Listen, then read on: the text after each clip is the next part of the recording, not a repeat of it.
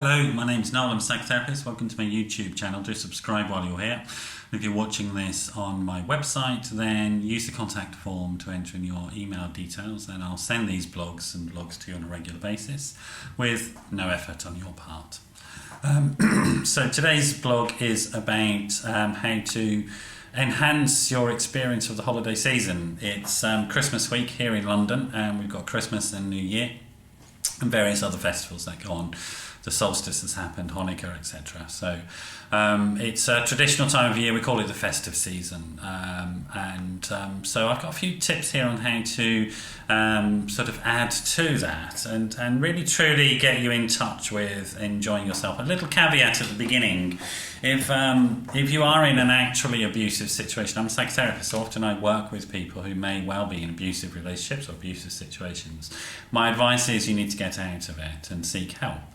If you need to get out of it. I'm not the sort of therapist who says that you can just change your experience of things solely from the inside. If objectively outside of you you're in a risky or a dangerous situation, and then that does need to change. Now, if you're not there, if you're like most of us, I guess, in a sort of situation in which nothing obvious is going on, but we have lots of stresses and strains at this time of year, money and trying to make sure that the food is cooked on time and organising, sort of visiting people and getting the presents done, all those sorts of things, then these tips will help. These tips will definitely help. So tip number one, I think at the top of the chart really, is do things for other people. So do voluntary work. I'm doing it this year. I work with homeless people every year over Christmas.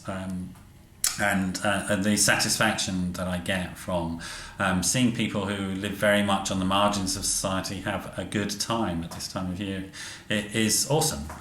It's doing good deeds, and it certainly sort of rewards me in terms of the sort of feeling of self-esteem that I get from helping people who are in a very difficult situation. So do things for other people. Maybe you've got some neighbours around you, some elderly neighbours, for example, who don't have anybody around.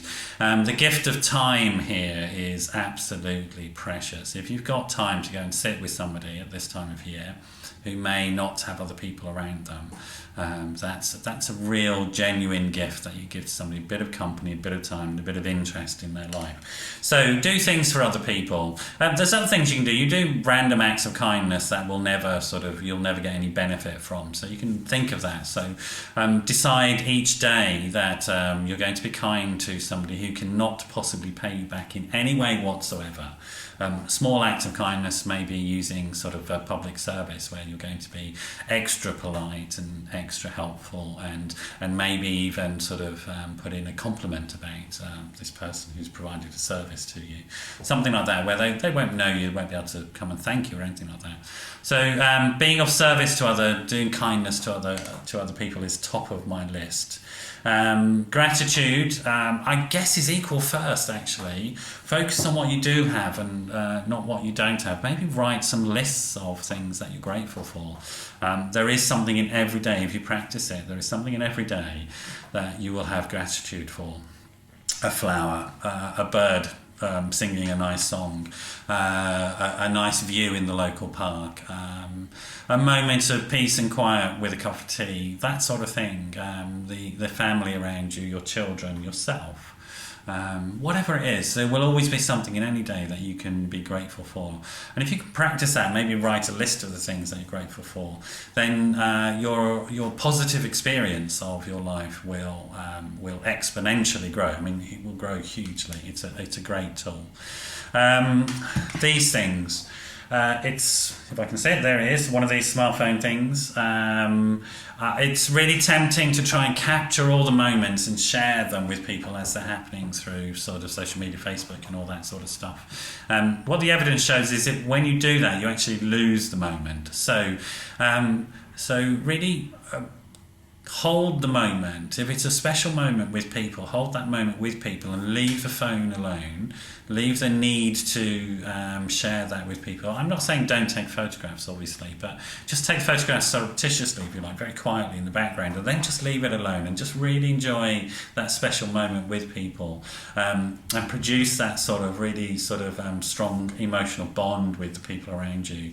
If you want to know the science of it, what you're doing is you're switching from one neurochemical to another. So as soon as you switch a blue screen like this on, you're producing reward chemicals such as dopamine, which are distracting. They're fun, but they're distracting from the real sort of reward chemicals that you want from bonding with people through oxytocin, that sort of really strong loved up feeling. So maintain your connection with people, with your children, with your loved one, with yourself in this moment. Photographs keep, right? You can post them anytime, last thing at night. And then I would really think about how you cut off from work. Again, it's the invasion of the smartphone. Often people have their sort of work email addresses on their phone for convenience or whatever that is. Actually, just switch it off for this period of time. Don't check your emails every day. Stay away from work-related matters.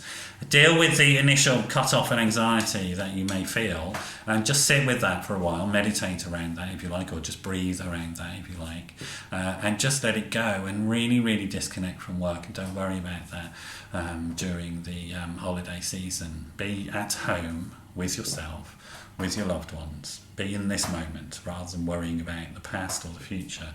So cultivate that mindful sense of just being here and now. And that here and now is absolutely good enough. It really is.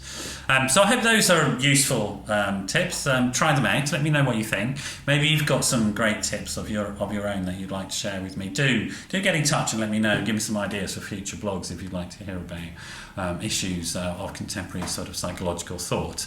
My phone number is 07506 319 745, and the email is info@noelmcdermott.co.uk. It's all going to be on the screen anyway. I do hope you have a great festive season, whatever it is you're celebrating or indeed not celebrating. Hope you have a restful and compassionate and loving time. And I'll catch you once more, I think, before the year ends. So take care. Thanks for being here today, and I'll see you another time. Bye bye.